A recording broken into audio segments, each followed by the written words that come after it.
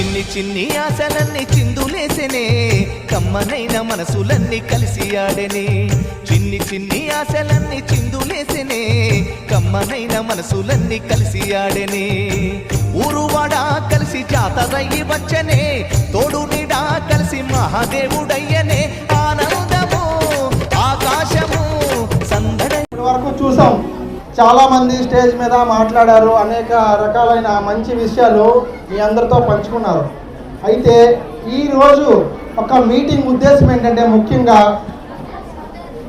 అందరికన్నా ముఖ్యం ఈరోజు మీటింగ్ ఉద్దేశం పేరెంట్స్ది.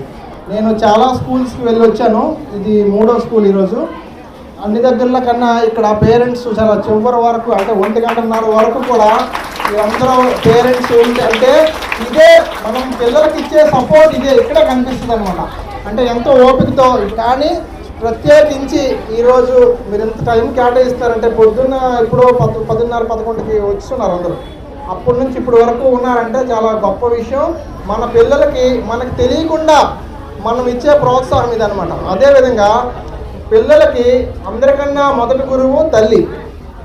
కాబట్టి తల్లిదండ్రులు ఏ రకంగా ఉంటారన్నది పిల్లలు మనం గమనించాం, కానీ పిల్లలు మనకి చాలా దగ్గరగా గమనిస్తుంటారు. మా తల్లి మాట్లాడే విధానం ఎలా ఉంటుంది, మా తల్లి నడిచే విధానం ఎలా ఉంటుంది, డ్రెస్సింగ్ ఎలా ఉంటుంది, తీసుకునే నిర్ణయాలు ఎలా ఉంటాయి, ఆలోచనలు ఎలా ఉంటాయి, ప్రతిదీ కూడా పిల్లలు గమనిస్తుంటారు.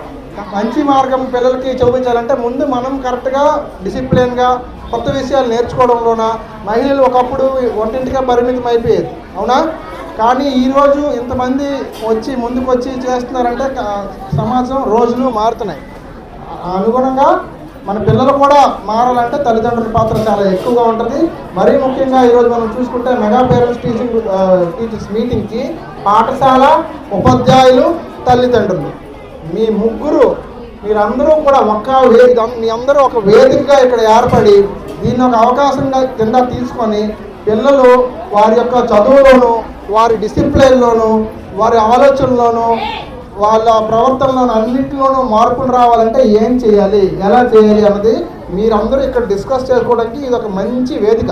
కాబట్టి దీన్ని సద్వినియోగం చేసుకొని ప్రతి ఒక్కరూ కూడా మీ పిల్లల్లో ఏవైనా లోపాలున్నా, ఏమైనా ఎక్కడైనా మార్కుల్లో అవన్నీ, లేకపోతే అల్లరి చేస్తున్నా, లేకపోతే ఎక్కడ వెనక పడిపోతున్నారు ఏంటి అన్నది టీచర్స్తో డిస్కస్ చేసుకొని దీన్ని సద్వినియోగం చేసుకొని మంచిగా దీన్ని ఉపయోగించుకోండి.